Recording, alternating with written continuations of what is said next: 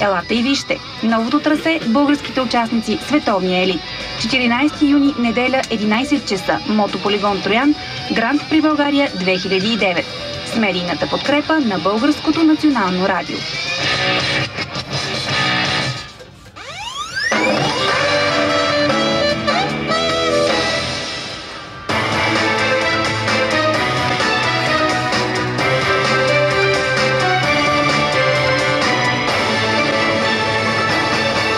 Хоризонт. –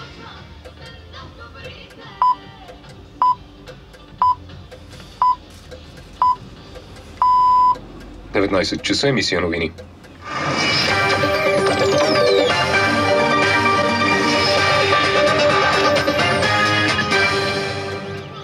С 80 000 дози Тамифлу разполага Министерството на здравеопазването.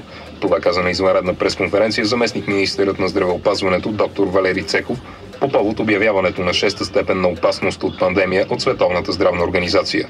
За момента няма причина за притеснение и паника, защото грипът протича със средна степен на сериозност, посочи министър Евгений Желев.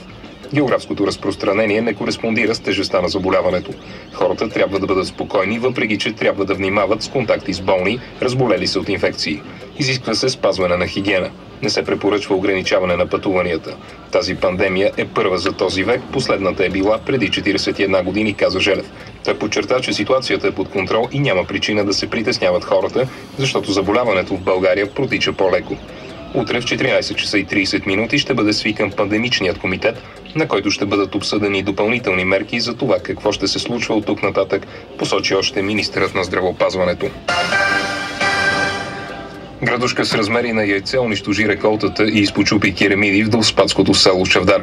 Леденият дъжд продължи около 1 час, а най-големите късове с тегло 100 грама, съобщи кметът Деян Кехайов. Градушката е съсипала напълно нивите с картофи и фасул, а според разкази на очевидци, оранжериите са пробити като след обстрел. Почти всички къщи в селото имат изпочупени керемиди по покривите. Хората са съкрушени, след като природното бедствие съсипа реколтата, твърди Деян Кехайов. По думите му, в момента има опасност да се наводнят жилищата, тъй като продължава да вали дъжд. Информация на Радостина Чернокова.